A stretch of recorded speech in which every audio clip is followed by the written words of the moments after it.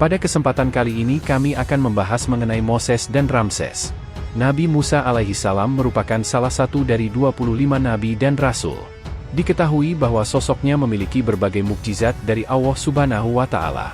Kisah Nabi Musa bin Imron bin Kahat bin Lawi bin Yakub berawal sebagai seorang bayi laki-laki yang lahir di antara Bani Israel.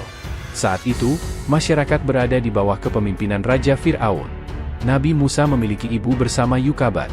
Diketahui bahwa saat itu, kelahiran bayi laki-laki dianggap petaka oleh Raja Fir'aun yang takut akan terancam kekuasaannya.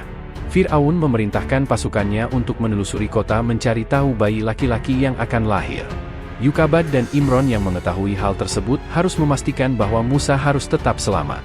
Yukabat melahirkan di gua dengan tujuan tidak tertangkap dan dihabisi oleh prajurit kerajaan. Sementara itu, Fir'aun merasa tenang karena tidak ada bayi laki-laki yang baru lahir. Ia tetap menganggap bahwa kekebalan yang dimilikinya sebagai raja akan tetap abadi. Diketahui bahwa sosok Raja Fir'aun kala itu dikenal sebagai pemimpin yang kejam dan zalim terhadap rakyatnya. Namun, kerajaannya sangatlah megah. Naasnya, ia justru tidak mengetahui tentang kelahiran Musa yang justru akan masuk ke dalam kehidupannya. Setelah kelahirannya, Yukabat memutuskan Musa untuk tetap tinggal di gua. Diketahui bahwa disitulah Yukabat mendapatkan ilham dari Allah Subhanahu wa Ta'ala. Nabi Musa tinggal di gua selama 3 bulan, hal itu membuat Yukabat merasa tidak tenang karena selalu merasa terancam dan khawatir akan keselamatan Musa. Terdapat sebuah petitahan air, Yukabat menempatkan Musa di wadah tersebut lalu dihanyutkan mengikuti aliran sungai Nil. Kemudian ibunda Nabi Musa tersebut memerintahkan kakak kandung Musa untuk mengawasi peti tersebut tetap tertutup rapat dan terapung di permukaan sungai. Setelah dihanyutkan ke sungai, peti berisikan bayi Musa ditemukan oleh putri Fir'aun. Setelah itu, istri Fir'aun yang bernama Aisyah memutuskan untuk mengangkatnya sebagai anak. Hal itu membuat kakak Musa cemas setelah mengetahui bahwa adiknya ditemukan oleh keluarga kerajaan, hingga kemungkinan akan dihabisi oleh Fir'aun. Awalnya, Fir'aun menolak niat Aisyah. Lantaran Fir'aun takut akan ancaman kekuasaan yang dimilikinya dapat digoyahkan oleh anak laki-laki yang baru lahir. Fir'aun menuturkan, "Aku khawatir bahwa inilah bayi yang diramalkan, yang akan menjadi musuh dan penyebab kesedihan kami dan akan membinasakan kerajaan kami yang besar ini." Namun, Aisyah sudah terlanjur merasa iba yang jatuh hati dengan bayi Musa yang lucu dan menggemaskan. Ia berkata kepada Fir'aun untuk tidak membunuh Musa dan mengungkapkan rasa-rasa sayangnya kepada Musa. Hal tersebutlah yang membuat Fir'aun akhirnya lunak. Musa diangkat sebagai anak seorang Raja Fir'aun. Diketahui bahwa nama Musa sendiri diberikan oleh keluarga Fir'aun yang berasal dari kata mu, air, dan sa, pohon, sesuai dengan tempat ditemukannya. Seperti bayi pada umumnya, Musa membutuhkan asupan air susu ibu. Namun, hal tersebut tidaklah mudah karena perempuan yang diundang tidak ada satupun yang merupakan ibunya. Kabar tentang pencarian inang air susu ini terdengar oleh kakak kandung Musa. Mengetahui hal itu, ia mengabarkan ibunya. Kakak Musa berkata, "Aku tidak mengenal siapakah keluarga dan ibu bayi ini. Aku hanya ingin menunjukkan satu keluarga yang baik dan selalu rajin mengasuh anak, kalau bayi itu dapat menerima air susu ibu keluarga itu." Setelah itu, Musa disusui oleh ibunya kandungnya sendiri tanpa diketahui hubungan keduanya yang sebenarnya oleh pihak kerajaan. Semakin bertambah usia, Musa diperlakukan dan dididik seperti anak raja biasanya. Musa tumbuh di lingkungan kerajaan. Suatu waktu, ia bertemu dengan 2 orang yang sedang berkelahi. Diketahui bahwa di antaranya merupakan Bani Israel dan pengikut Fir'aun. Perkelahian tersebut menimbulkan perdebatan yang panjang. Musa yang melihatnya justru membela kaum Bani Israel dan memukul pengikut Fir'aun sampai kehilangan nyawa. Tentu saja Musa yang merupakan anak angkat Fir'aun merasa takut akan hal tersebut. Ia memutuskan untuk kabur agar tidak mendapatkan hukuman. Musa keluar dari Mesir dan menuju Madian. Bersamaan dengan itu, sejumlah pasukan kerajaan menyusuri kota untuk mencari siapa pembunuh orang Fir'aun tersebut. Adapun yang mengetahui kebenarannya hanya Samiri dan Musa. Di dalam perjalanan menuju Madian, Musa berdoa kepada Allah, "Ya Tuhanku, selamatkanlah aku dari segala tipu daya orang-orang yang zalim." Keluarlah Nabi Musa dari kota Mesir seorang diri, tiada pembantu selain inayahnya, Allah tiada kawan selain cahaya Allah, dan tiada bekal kecuali bekal iman dan takwa kepada Allah.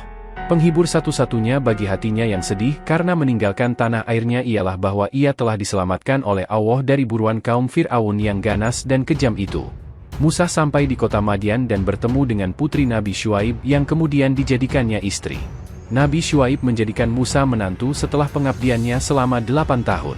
Musa dinikahkan dengan Syafura, yakni putri sulungnya. Nabi Musa berada di Madian sekitar 10 tahun lamanya. Setelah itu, ia kembali ke Mesir. Namun, Musa dan Syafura bertolak ke arah selatan menuju Mesir agar tidak diketahui orang Fir'aun.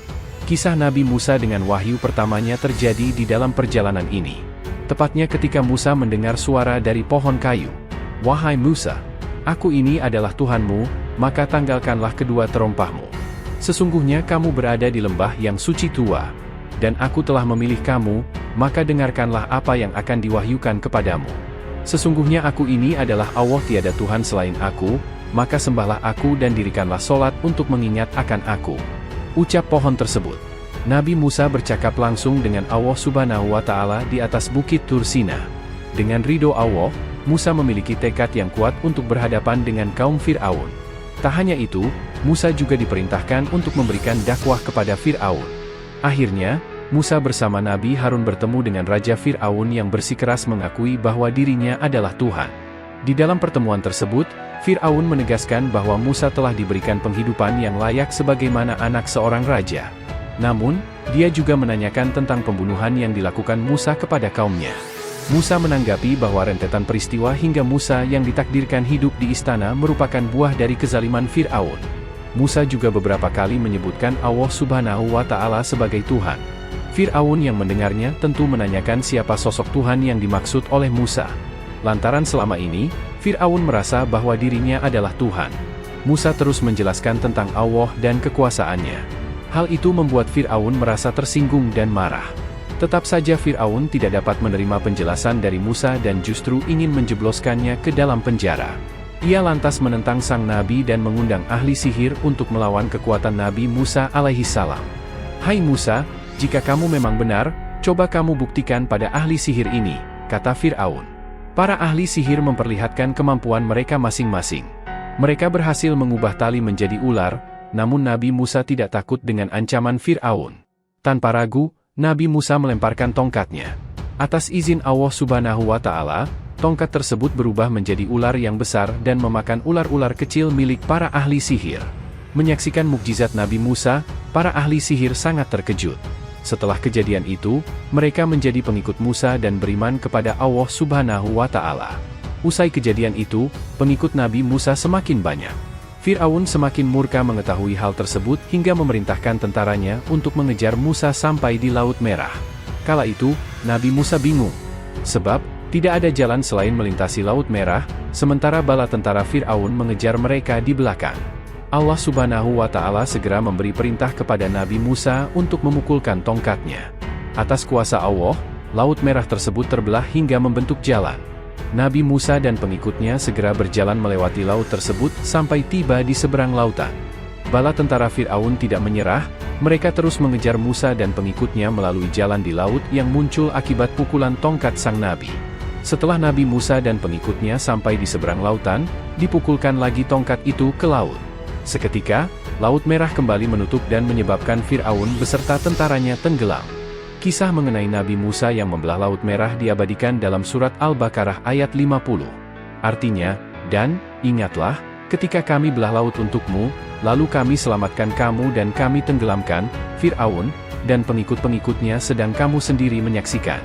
Terima kasih sudah mengikuti video-video kami, jangan lupa share, like dan subscribe agar bisa selalu mengikuti update video dari kami.